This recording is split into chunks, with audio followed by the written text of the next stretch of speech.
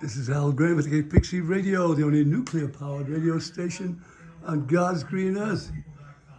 We're at a secret location, broadcasting from inside of a disused nuclear power station, San Onofre. Can't tell you exactly where because it's still hot, which means it'll be many, many years before the water that was used to cool it, contaminated water, will break down, if ever. I don't think it will. There's Al Jack. Watch out for him. He's a character all on his own. You'll see him on the Apple podcast. It's a TV series. It's about a 23rd century intergalactic time traveler, hitman, enforcer for some secret spy agency 100,000 miles out into space, and well, they've got their own agenda. The Invisible Man is taking about tonight. He's with us at the studio. Keep it up. We can't see you. Mick Jagger got kicked out by his wife a long time ago. He's been trying to get rid of him, but he sings all night, and it ain't half bad. Well, sometimes it's horrible. We a tribute to my local PD here. So there you are. This is the studio of Cape Pixie Radio, the nuclear-powered radio station on God's green earth. Now, all day long, I like to play the pop songs, you know, like from the 60s, 70s, 80s. Deals on top tech for class, hobbies, and more. Now, when you buy, you support a cause. And it's a nice thing to be able to do, to kick back and talk about any subject. Oh, shut up. Any subject you want to in your air, because it is your radio station now. It doesn't belong to a corporate network. It doesn't belong to a program manager. It belongs to you because of this iPhone. You can do anything you want. You can create a rock opera in here or a real opera in this phone. The technology is just fabulous. So here we are. I pick a heavy subject tonight because it's heavy on my heart that people are burning down churches and killing people they don't like because of one thing, religion. Let's deal with it head on tonight. First of all, I'm going to give you a little background. Then I'm going to directly talk to the Muslim community. It's, in this case, in Pakistan, where the riots are. Well, the riots are seasonal, and they look like they're spontaneous, but they are not. The people who like to make money of people who conflict, which means let's cause a war over here, sell them a bullet over there, you're going to need this, your airplane, and blah, blah, blah. That's what happens. If there's a conflict, the pimps, the parasites, and the losers of life get in the middle and say, look here, that Muslim said this about you, and that Christian said this about you, and this offended your God. And it's like, okay, all right, let me take you back. Let us review. 12th century. The Pope said to every Christian in Europe, if you go to the Middle East and you kill any Muslim you see, you're going right to heaven. Yeah, I wonder at the time. Well, what happened was this. Every loser in the world first said, whoa, there's a chance of loot and pillage here. Secondly, the fervent ones were really fervent, but they were still about to kill somebody because they killed Jesus. That's what the story was, and that's why the Pope, our Pope, the Catholic Pope, said to his people in Europe, let's go kill them all and let God separate the good from the bad, or whatever. A very cynical move. I don't think at the time even he knew what would be to come. Well, when he sent them the First thing the Muslims did was they saw him coming, and they hid behind their walls. Yeah, they couldn't get him, so they hid. So the frustrated Christians, they went searching for anyone brown who wasn't behind the wall and would kill him. And they found a bunch of Jews, and they killed them. But it just so happens that those Jews had converted to Christianity, so they killed their brothers. And they knew it, but it didn't matter. They said, look, I didn't know. I just killed a brown one. You said I got to go to heaven. All right, first fur, That's the way it went. Now, in some cases, they went to just loot this area. They knew there would be gold in it. So when they got there, all the gold was gone. I wonder where the gold was. They paid someone or bribed someone or tortured someone. And they found out that the women and children had swallowed all of the rings and necklaces and they swallowed them. So the Crusaders literally sliced their bellies and took out the gold while they were still alive half the time. This is the atrocity that occurred because our Pope said, well, let's go kill a couple of Muslims. It can't be that bad. We'll get the blood running. And after all, they did kill Jesus. Did they? No, darling. It was the Romans that put him to death, but it was his own people, the Jews who sold him out. Yes, they said, this boy is knocking over the table in the temple on Sunday or on the Sabbath. What are you doing on the Sabbath in the temple? Money changing? Yes, a sacrilege. But an accepted practice at that time, not to Jesus and his followers.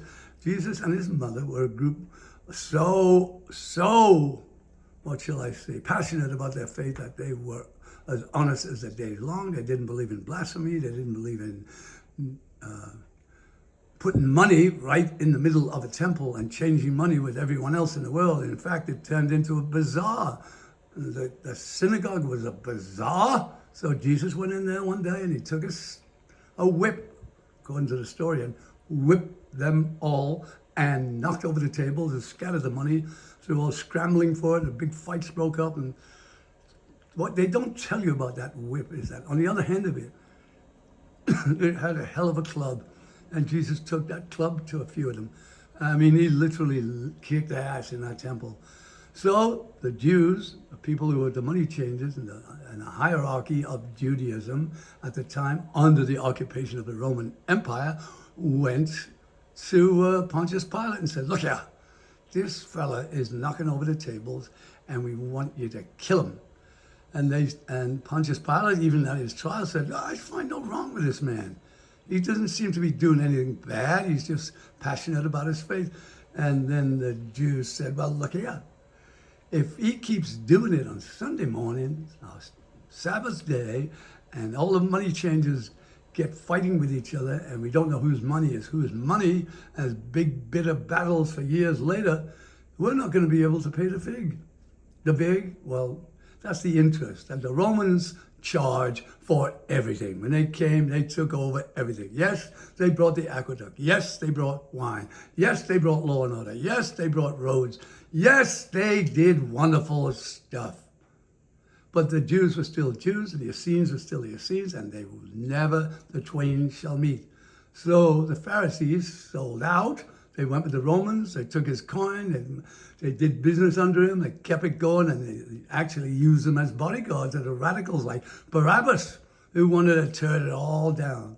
So in the end, the Romans said, well, look here. I guess they're right. We don't want to do it. But so they took the contract, and they offed Jesus on the cross. That's the end of that. So don't blame the Muslims, anybody in the world. Don't blame the Muslims. It was about a year ago that our Pope apologized for that atrocity. And by God, it was an atrocity. So in the end, the Muslims kicked the Christians out. They let them go, actually. They didn't have to, but they knew attrition, the fighting. These people were fervent. They would have fought till the last man. And the art of war tells us, always leave your men a way out. Otherwise, they'll fight 10 times stronger. So the Muslims, being wiser and smarter, let them all go. However, They did not search him, and they took all the gold, the ones they looted from the stomachs of those women and children, and everything else, all the artifacts they could. And the Muslims just let them go and let them take it, and that was the end of that. No. Christianity was stumbling, and people were fighting each other. Yes, about the 12th century. Who's right, who's wrong, and all this. So the Pope decided, well, let's do a little bonding here. We'll get everybody to get into one cause, and by God, he unleashed the hubs of hell on the world, on the Muslim world. So now, that's the reason that the Muslims hate the Christians. On the other hand, the educated Muslim knows this, that the Quran and Allah praise somebody, that these people who are now today in Pakistan are burning Christian churches. They are killing Christians because someone told them that the Christians want to kill Muhammad or whatever. They blame them for all of that old horrible stuff they did, and they have a right because it's true. However, this is the real truth.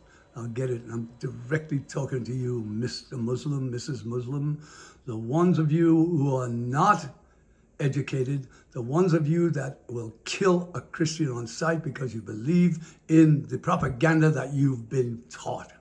Well, here's the truth. In your Quran, there's a man named Muhammad, your prophet, one of a long line of prophets, by the way. He was the 10th. Now, before all of this went down, the Bible was telling people to kill the infidel, to slaughter the infidel, the one who did not believe in Jesus. And so this bad blood is 2,000 years old. Now comes the very truth. The name Muhammad is mentioned twice in the Quran. Another name is Ahmed, which is a derivation of Muhammad, so I'm sure it's the same. He is mentioned 3 times. The reason the Quran is so popular in the Muslim world is because it was written in one of the most beautiful dialects from, I think, from the 7th or 8th century. It's called Mumma, or some word very similar to that. And it rolls off your tongue as surely as the Irish poet or the Irish balladeer. Literally gentle, sweet, and so pleasing to the ear that you are lulled into this sense of, God, this is beautiful poetry. Yeah. There's another character mentioned in the Quran. Assalamu alaikum. Praise to be to Allah. His name was not important right now, but what he did was really important. He said, neither borrow nor lend a be. There should only be one God.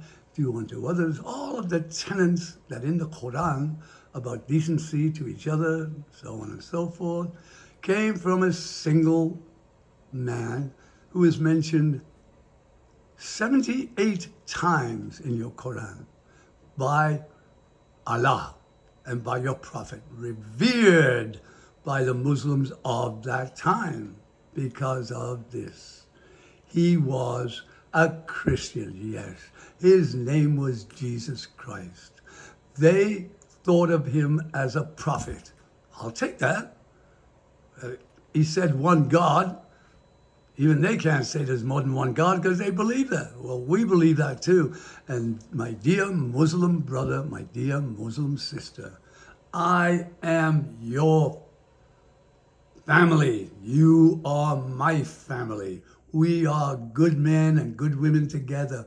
We take care of our kids. We don't get into too much debt. We don't drink alcohol. We don't drink tobacco. Listen, the similar things of a good Christian man are the same as a good Muslim man.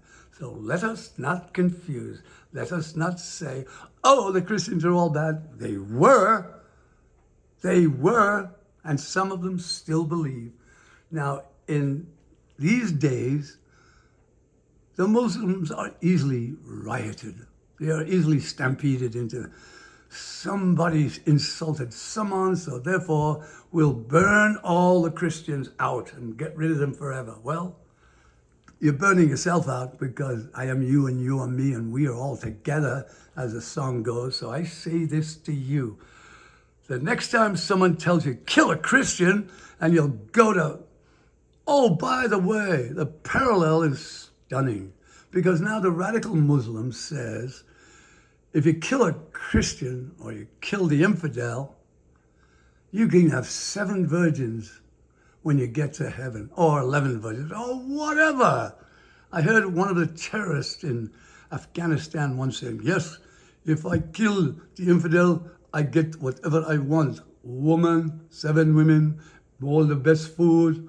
Young boy, if I want everything, anything I can have. And I went, okay. He was sold a bill of goods, wasn't he? So you get to heaven, and you're all pure on this earth, but when you get to heaven, you can have 7 different women, virgins. Why is that? Oh, why is that? Because they're pure. And now you're going to take purity and have an orgy in your heaven? I don't think so. So look closely in the mirror, my dear Muslim friend, and ask yourself this question. Am I killing them, or am I killing myself? Or am I killing both of us? Both of us is the answer, because when you blow up the Christian church, you blow up the Christian. And when you blow up the Christian, you blow up the radical Christian, which makes it more and more and more and more inevitable that there will always be blow-ups. I say to you, stop it. I say to you, reach across to your Christian brother. Like, I have many beautiful Muslim people, friends, dear friends. I would trust my life in their hands. And yet, I know so many radical ones who would just say, all Christians are bad, like Christians say, all Muslims are bad. They have young wives at 14, and it's like, there's a reason for that if you want to know the truth, if you can take it. Back in those days, women lived till they were 22 and 23. Some of them, yes, sir. Yes, they died early. And that's the reason for mating early. They had a chance to have a child. It was not pedophile going after young children. This is the perversion. This is the perversion that the Mormons did. Same thing, anyone takes a religion and bends it round to their way, well, God will get you. And if God doesn't get you, I will get your ass on, excuse me for my vulgarity, I will call you out. I will tell you this. There is no such thing as a Muslim killing a Christian. There is no such thing as a Christian killing a Muslim. But there is, what I mean is there should not be. Get a hold of yourself. Take a look in the mirror. When you killed him, you killed you. And if you kill something in yourself by killing someone else, it's just as bad as dying, because you lose your real feelings and you get pent up into this rage and anger and bloodlust. Yes, bloodlust. You are lusting after death. You belong to a cult of death. Those of you Muslims who want to kill Christians and other Muslims who don't believe you, you are in a cult of death. And at some point, you will be consumed by your own fire, or hoisted on your own petard, as we say in England. So, listen, everybody. Put down your weapons. Put down your hatred. Go out and care for your brother Christian and care for your brother Muslim, and you'll find the world will be happy. And the bullet makers and the bomb makers will say, wait a moment, you can't do that. We've got a business here in this conflict. Stop it. And we'll say, no. Everybody hold hands and tell them to go away, because we're all going to laugh and sing and dance, and we're not going to kill each other anymore, because it's a game. It's a game of, oh, you're going to need an awful lot of bullets if you're going to kill an awful lot of Christians, and vice versa. Well, guess what? Come you masters of war, you that build the big bombs, you to build the death planes, you to build all the guns. It's a song by Bobby Dylan called Masters of War. And those people are gleeful whenever a riot breaks out because they've got a contract to send in security, they've got a contract to sell arms, they got it. So guess who's wagging the tail? Is it the dog or is the tail wagging the dog? Well, here you have it. That's my rant. I say to you tonight, God bless you, my Muslim brother. God bless you, my Muslim sister. Do not kill Christians. Do not burn down churches.